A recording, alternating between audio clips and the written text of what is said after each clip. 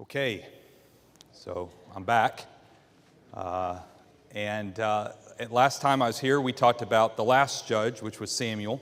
We're going to venture back into Judges, though, and look at probably the most famous judge. Who's the most, in your mind, who's the most famous judge, or maybe the most known judge? Samuel. Who? That was the worst thing I did, was I asked you all to tell me who it was, and you all screamed out a name, and they all sounded like blah, blah. I said Samuel. Samuel? Samson? Any others? Gideon?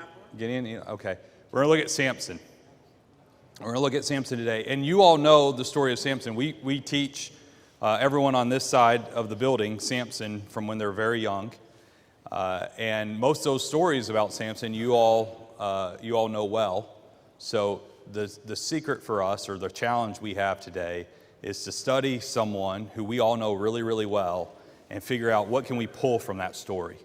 What can we pull from the story of Samson that we've studied from maybe a very young age, that we've studied multiple times? What can we pull from that and learn from someone like Samson that we've maybe studied 20, 25 times and learn from them? And that's our task for today. I want us to start in Deuteronomy chapter 7. Just as an intro, very briefly. We talked about, as a framework for Judges and setting it up contextually and historically, what's going on in Judges, that the children of Israel have entered into the promised land. And I want you just to see what God has said to them about entering into the promised land, and what he said to them after he's given them the Ten Commandments, when they're in the wilderness and they're to head into that promised land. In Deuteronomy chapter 7, these verses, because I think it does help us better understand some of the issues that we are seeing in Judges. From verse 1, it says, "When the Lord your God brings you into the land which you go to possess, and he casts out many nations before you, the Hittites and the Gershites and the Amorites and the Canaanites and the Perizzites and the Hivites and the Jebusites, 7 nations greater and mightier than you. And when the Lord your God delivers them over to you, you shall conquer them and" what? "Utterly destroy them. You shall make no covenant with them, nor show mercy to them, nor shall you make" what? "Marriages with them. You shall not give your daughter to their son, nor take their daughter for your son. For they will turn your sons away from following me to serve other gods. So the anger of the Lord will be aroused against you and destroy you suddenly. But thus you shall deal with them. You shall destroy their altars, break down their sacred pillars, cut down their wooden images, and burn their carved images with fire." Go ahead and turn to Judges 2. This is the background as we look into Judges 2. The expectation was the Israelites were going into a land, a promised land. That promised land had inhabitants, and God is instructing them to destroy those inhabitants. And he's warning them that he does not want them to marry those inhabitants, that they worship idols, and there's a danger if they marry into those people, that it will create this real issue. And this real issue is that it will cause them to no longer follow him. It will create an issue with them starting to worship those idols. And so he's quite clear what his expectations are. In fact, when we learn about, when we move from the Judges into the Kings, and we have the 3 kings, we have Saul and David and Solomon. What is the ultimate issue with Solomon? He has too many wives. And what do those wives cause Solomon to do? He falls away from God. Why? Because they turned him. And he starts to follow their gods. And the punishment is he takes the kingdom, not away from Solomon, but he takes it away from who? His sons. And the kingdom's divided between the north and the south.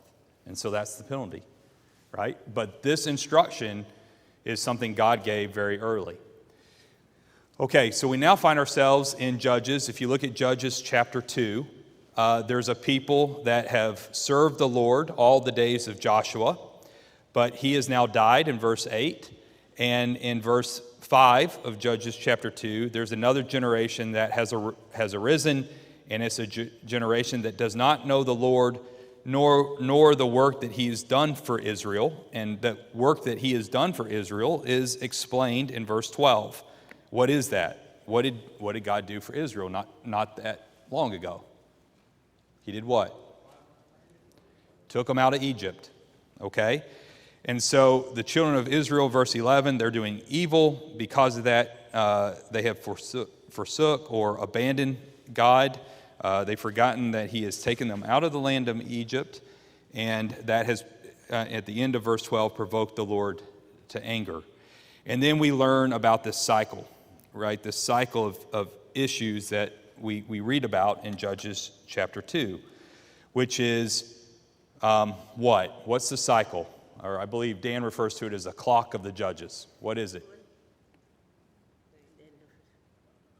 the period of following other gods, faithful, following other gods, faithful. Okay, so the people, they sin, they follow adultery because they did not destroy all the people in the land, so they start following the idols of the people in the land. That angers the Lord. He allows them to be oppressed. He allows them to be conquered. They're conquered by different individuals that are in that land. They cry out to God for repentance, for forgiveness, and he hears their cries, and he provides someone to help them. And the individuals he provides to help them are who? The judges, or the deliverers. And so they show up, they deliver the people, and they follow God until what? Till the judges die. And the Bible says that they follow God until the judges die, and it says in verse 19, and when the judge is dead, they revert and behave more corruptly than their fathers. And that's the cycle. It gets worse with each generation. It gets worse and worse. Okay? All right. So, flip over to Judges 13. And in Judges 13, the children of Israel, this is a state, the children of Israel have been, they're being oppressed, right? They've been worshiping idols, they've sinned, they're being oppressed, and they're being oppressed by the Philistines. And they've been under Philistine rule now for 40 years. Okay, that's what it tells us in verse 1. And we're introduced to Samson. And what's the first thing we learn about Samson? And he had this in common with Samuel. We studied this 2 weeks ago. What do we know about Samson? Nazarite, okay? So he had Nazarite. His mom, like Samuel's mom, was also barren, and he is a Nazarite. So there's certain things that we learn about what it means to be a Nazarite. Flip over to Numbers chapter 6 real quick. Just hold your finger there at Judges 13. But flip over to Numbers 6 really quickly. And in Numbers 6, if you ever wanted to read in a lot of detail what it means in terms of being a Nazarite, this is the chapter. It talks about it in a lot of detail. I only want to look at a couple verses. But if you read in Numbers chapter 6, verse 2, it says, when either a man or a woman consecrates an offering to take a vow of a Nazarite, okay, to separate himself to the Lord, and that's what it means to be a Nazarite. You're separated to God, okay? He shall separate himself from wine and similar drink. Verse 4, all the days of his separation, he shall eat nothing that is produced by the grapevine from the seed to the skin. All the days of the vow, and that phrase is important, all the days of his separation, or all the days of the vow of the separation. It means there's a time frame on being a Nazarite, right, on having this vow. All the days of the vow of his separation, no razor shall come upon his head until the days are fulfilled for which he separated himself to the Lord. He shall be holy. What's it mean to be holy?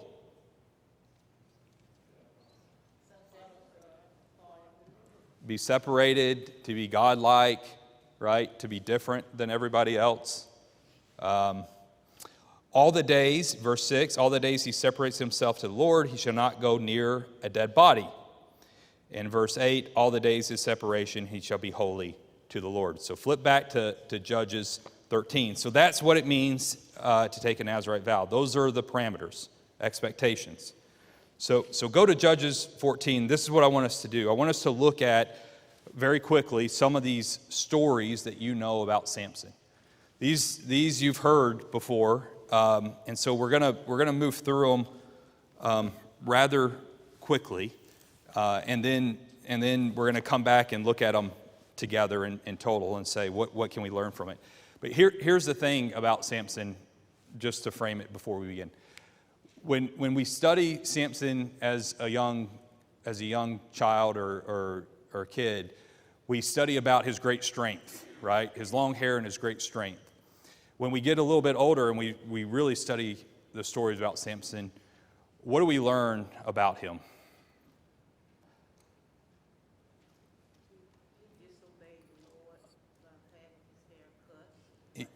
Yeah, we learn about him eventually getting a haircut. What kind of was he the kind of person we want to model ourselves after? So what you're going to find as we go through these stories is someone who had a lot of flaws, right? We think about them, and we think about them sometimes in those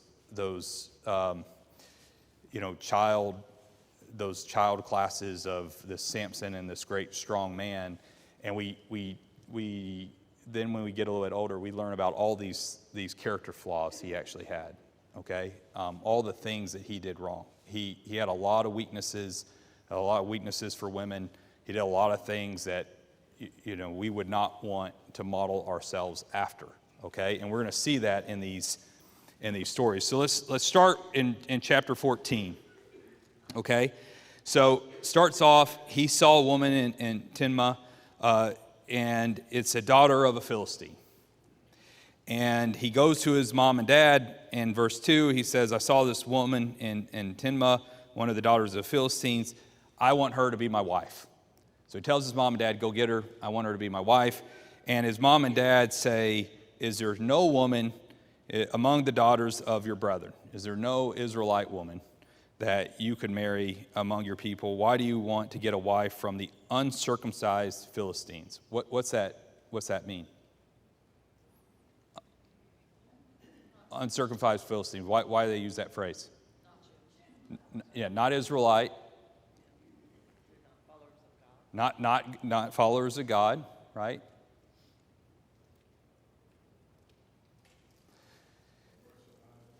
Yeah. So remember, what was the first thing we read from Deuteronomy 7? What's the rule? Not supposed to marry Philistines. By the way, for 40 years, who's been over the Israelites? Who's been oppressing them? The Philistines, right? So here he goes to his mom and dad, and he's like, can you go get me this woman from Timnah? I like her. I want to marry her. And his mom and dad's reactions are, well, Deuteronomy 7 says don't marry her. We're being oppressed by the Philistines. Why is that the person you want to marry? Can you not find an Israelite to marry? Okay? So he's like, oh, look, I want to marry her. So he's going to go see her. And on the way to go see her, he comes across this lion. And what's he do with the lion? He kills it with what weapon? His hands. Kills this lion with his bare hands, right? And he leaves the lion. He continues on to Timnah.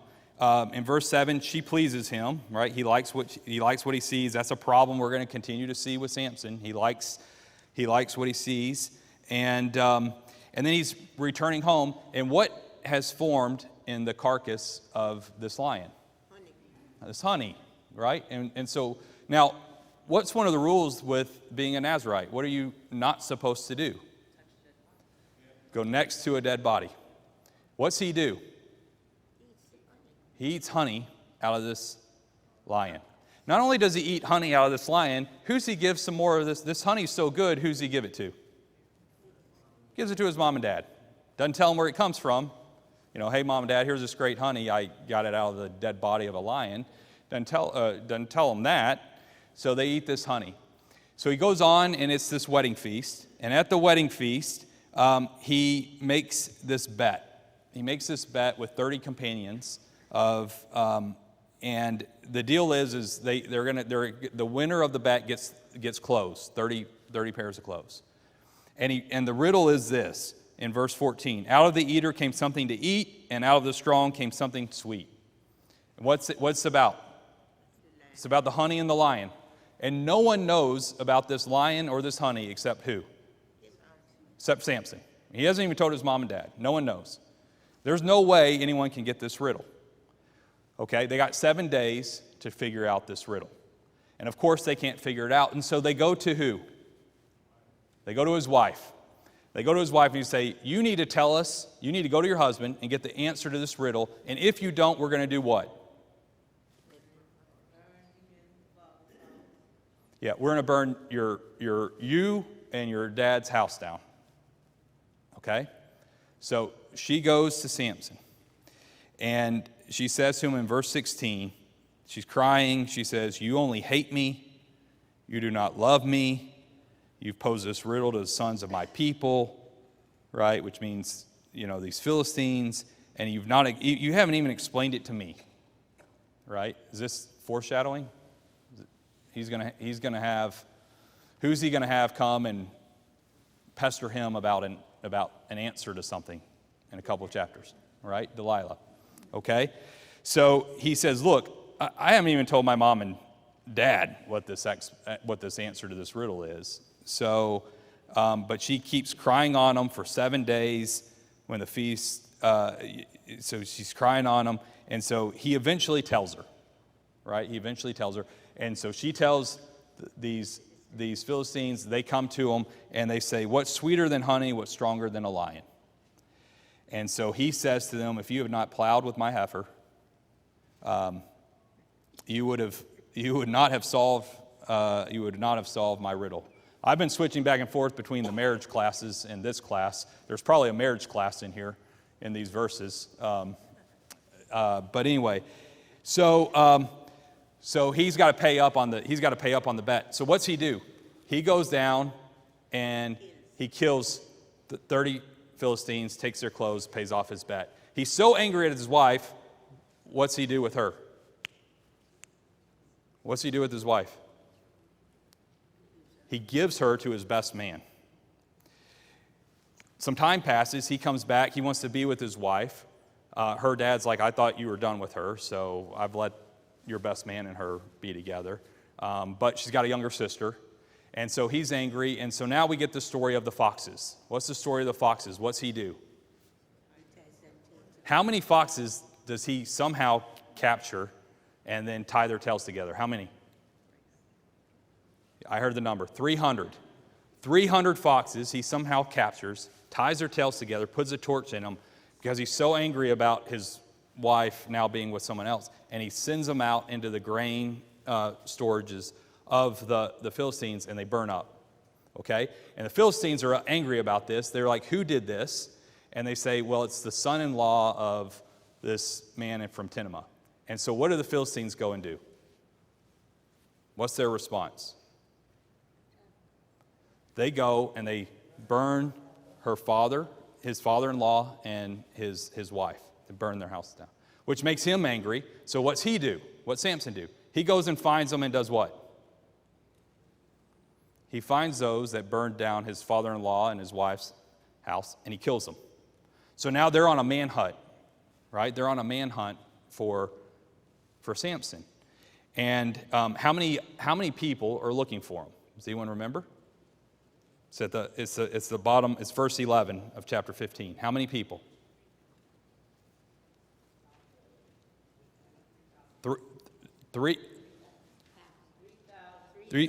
3,000 men from Judah. They come down looking for him. Okay, and so they come to get him, and he allows himself to be captured in verse 13. And they tie him up. It says in verse 13, they tie his hands securely. And they bind him with these new ropes. And they're coming along, and he breaks these ropes loose. He breaks these ropes loose, and what's he pick up from the side of the road? The jawbone of a donkey. And how many of these men does he kill? It says he kills 1,000 men with it in verse 15. Okay? Kills 1,000 men with this. All right? So now we're going to continue on in the story. Verse 16, he stops off, sleeps with the harlot. Okay? Another example of really poor decisions that he makes. All right? Now he's in verse 4. Who's he meet in verse 4? All right, Delilah. All right, so now he's met Delilah. And what's it say his feelings are towards her? He what? He loves her. Okay. So he married a Philistine woman from Timnah. He loved her, got married to her. He slept with the harlot. Now he's on to his third Philistine woman. He loves her. And so he marries Delilah. And there's these lords of the Philistine come to her. Does anyone know how many lords there were? I mean, the lords basically they were responsible for these regions. The Philistine territory was broken up into these regions. Does anyone know how many lords there were? By any chance? There was 5 lords. Okay, so the Philistine territory was broken up into 5 different territories. So there's 5 different lords. Okay, and so the lords come to her and they say, "Look, if you can find out for us where his strength lies, we're gonna give you some money." How much money did they offer her? 1,100 pieces of silver in total. How much do they offer her? 1,100 pieces of silver each. 1,100 pieces of silver each. So how much was she going to collect if she could figure out the strength of Samson? This is how much of a terror he was being. 5,500 pieces of silver if she could figure out the strength of Samson. Remind me, how much did it take for Jesus to be betrayed? 30 pieces of silver. So 5,500 was the going price to figure out the strength of Samson. And so Delilah goes to work trying to figure out the strength of Samson. So verse 6, Delilah says to Samson, "Please tell me where your great strength lies, and with what you may be bound to afflict you." Now, I don't know about you, but if someone said to me, "Can you tell me what you may be bound with so that I can afflict you?" I'm not sure I would ever give that answer. I'm pretty sure I wouldn't stick around. But for whatever reason, that did not send any warning signals to Samson. Okay? So she's asking, "Where's your strength lie? What can we bind you with so that you can be afflicted?" And so Samson says to her, verse 7, "If you bind me with 7 fresh bowstrings that haven't been dried, then I'm going to be weak like every other man." Which, of course, wasn't true, right? And so she tries that, and he breaks them with no problem. So she comes to him, verse 10. She says, "Look, you've mocked me. You've told me lies. Now please tell me what you may bound me with, or what you may be bound with." So she comes back and asks him, that didn't, you lied to me. That didn't work. Tell me, what can we bind you up with? And again, no warning signs. And he goes on, he says, "If you bind me securely with new ropes that have never been used, then I'll be weak like any other man." Now, we know that's not true. How do we know that's not true? A couple reasons, but what's one reason? When he got arrested the chapter before, what did they try to bind him with? new ropes. Okay, so that's not true. So they try to bind him with these new ropes, and he broke them off in verse 12 like a thread. So she says to him, until now, verse 13, until now, all this time, you've mocked me, you've told me these lies. Tell me what you may be bound with.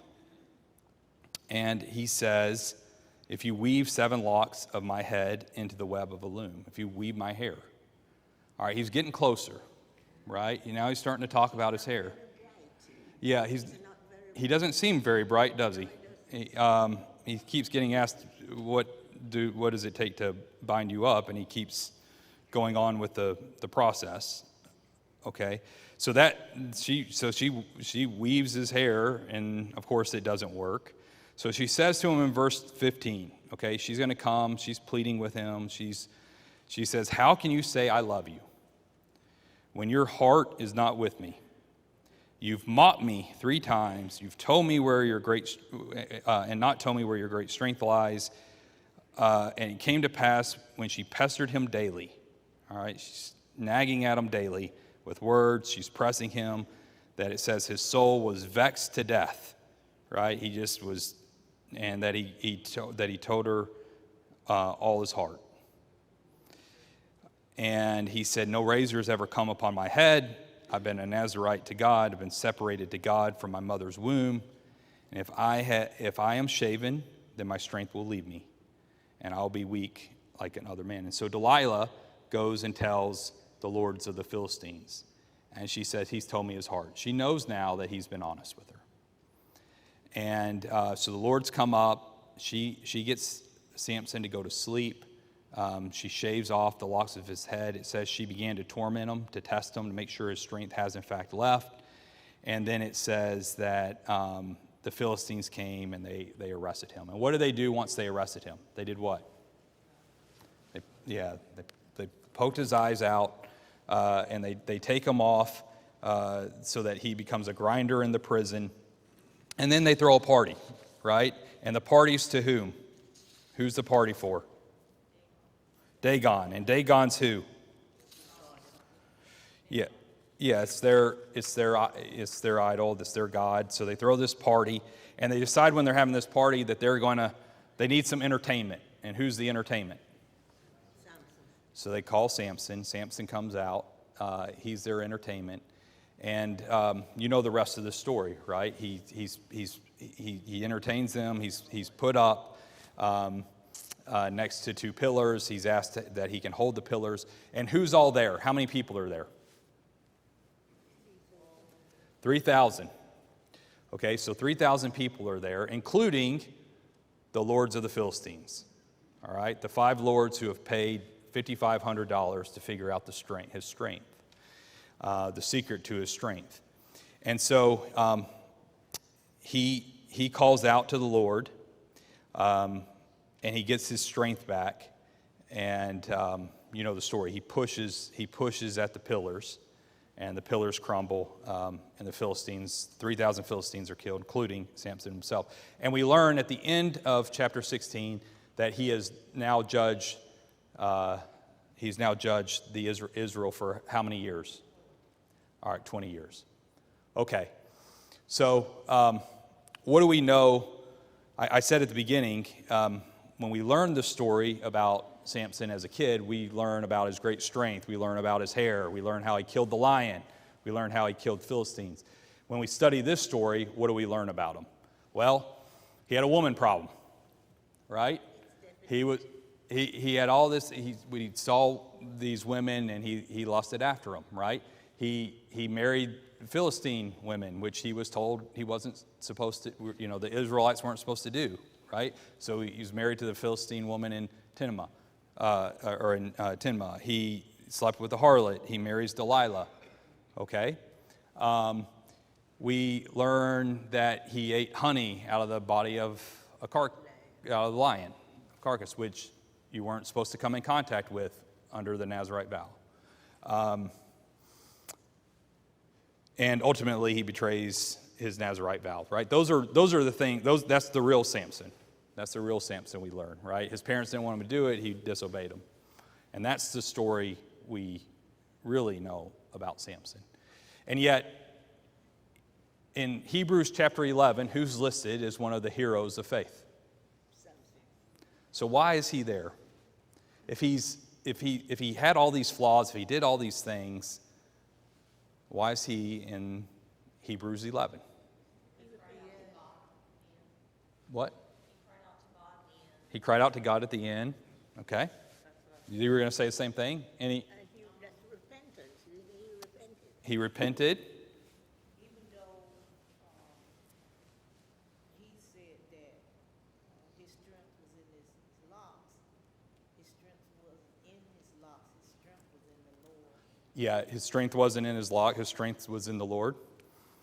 Any other ideas?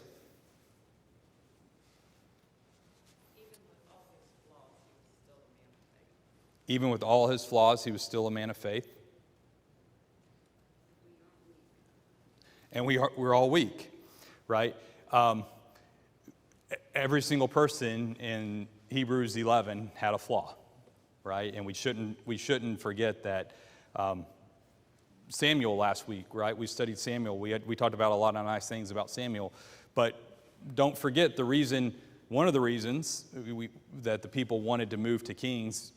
Part one was that they wanted to be like everyone else, but the other reason that they gave them was, hey, your sons aren't faithful, right? So we all have flaws, we all have challenges.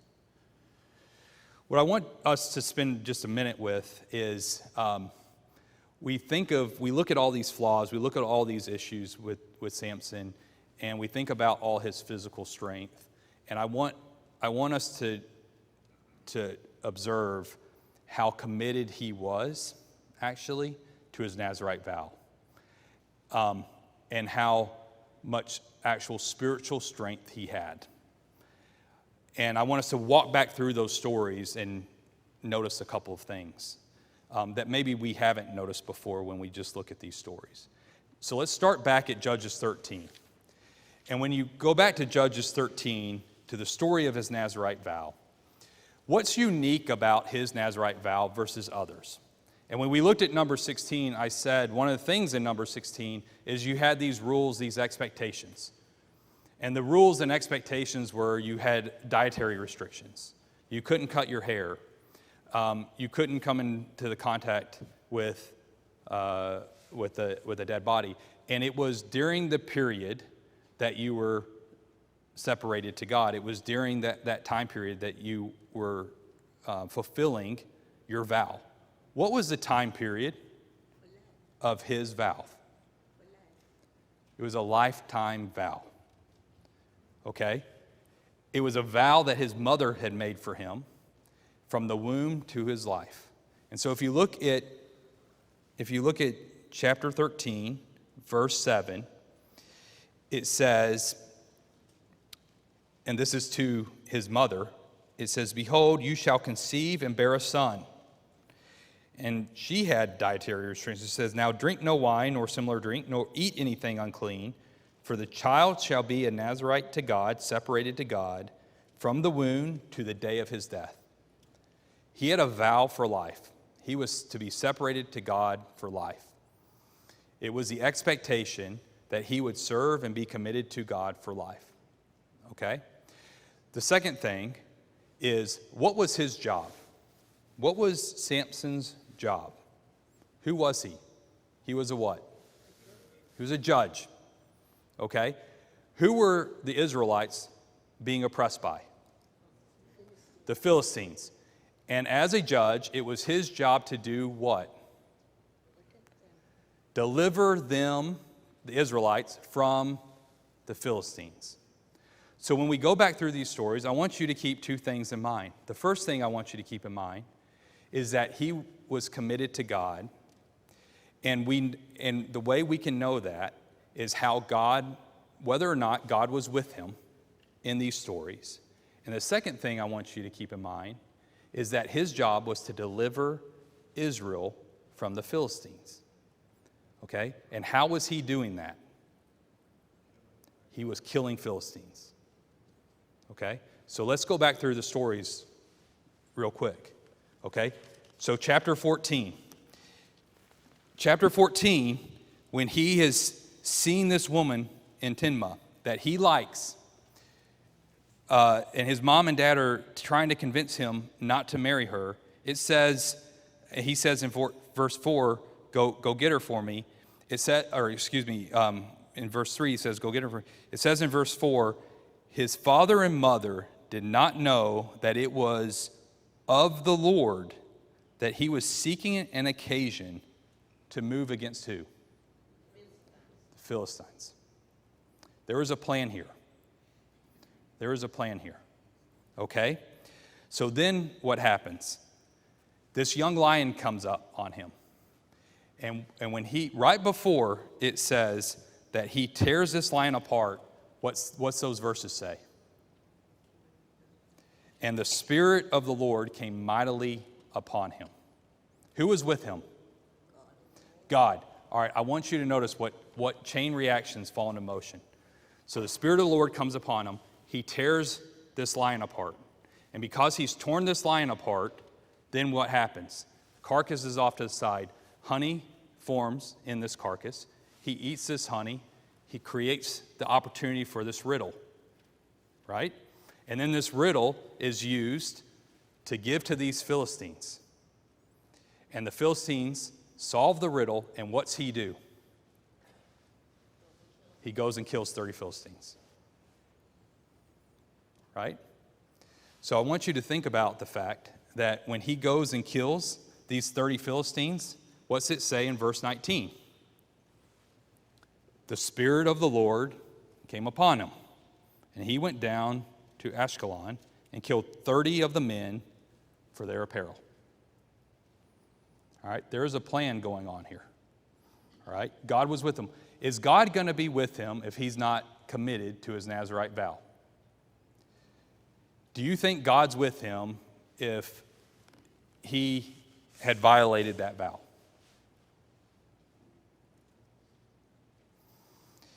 Remember, he's committed to God. He's delivering Israel from the Philistines. So let's keep going. He's tied up these foxes in chapter 15. He's tied these foxes up. There's 3,000 men out to get them. They tie them up with these ropes, and then he breaks these ropes. And right before he picks up that donkey's jawbone, in verse 14, it says what? Then the what? The Spirit of the Lord came mightily upon him. And the ropes that were on his arms became like flax, and it was burned with fire, and he broke the bonds loose, and he picks up the jawbone. And how many Philistines does he kill? 1,000 Philistines. How was he able to do that? He's committed to his Nazirite vow. His job was to kill Philistines. He was the judge. He was delivering Israel from the Philistines. Okay? So let's keep going. Chapter 16, story with Delilah. Okay? And so in Delilah, he has a real moments of weakness here.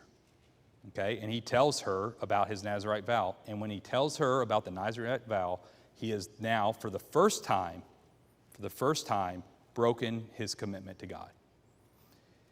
And at that point, when they come to attack him, what's it say in verse 20? What did he not know? That God had departed him. That God had departed from him. Or that the Lord had departed from him. In verse 20, why? Because he had broken the vow. Right? So up until then, he had been committed to it. But once he had told Delilah about the vow, and they cut his hair, he had broken that commitment. And God broke his commitment with Samson. And that was the point in time. That was the point in time that because of the breaking of his commitment to God, that God was no longer with him. And he couldn't do his job anymore. He couldn't destroy Philistines until he did what so many of you pointed out. He recognized what he did, and he went to God in verse 28.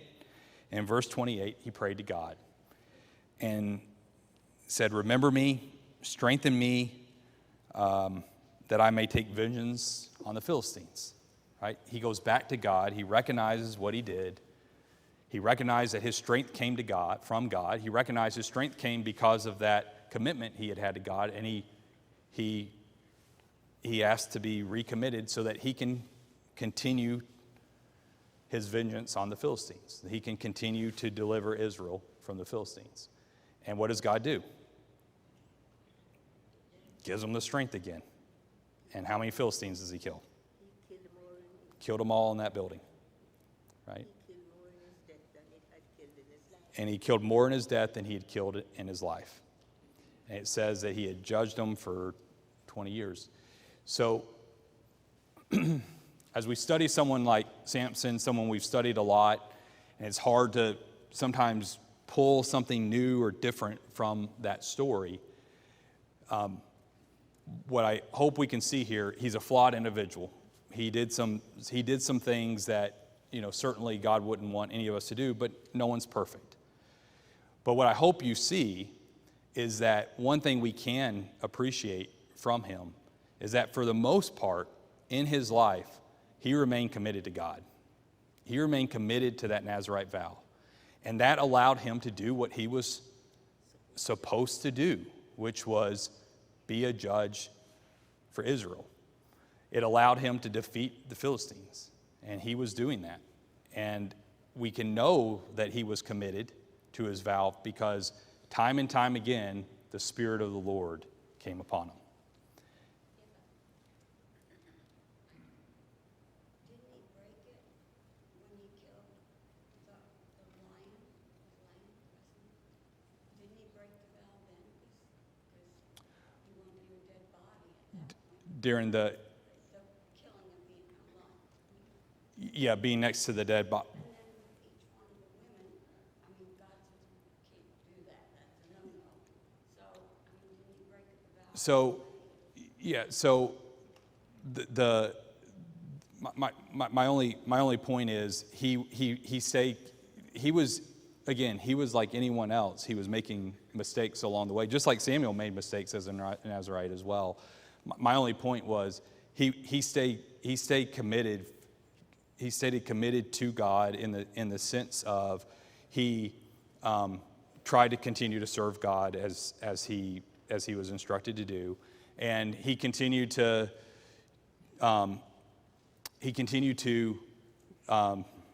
deliver Israel, right, from the Philistines.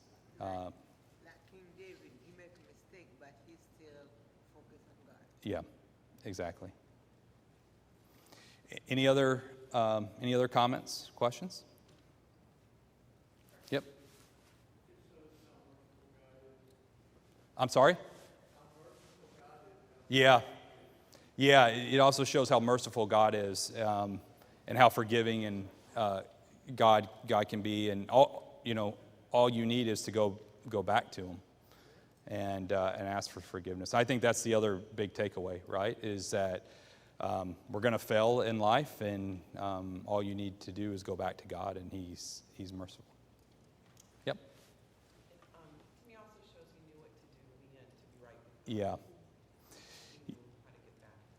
Yeah, he knew. That's right. He knew how to go back to God. He knew how to go to Him, and turn back to Him. Absolutely. Okay. Thank you for your attention and participation.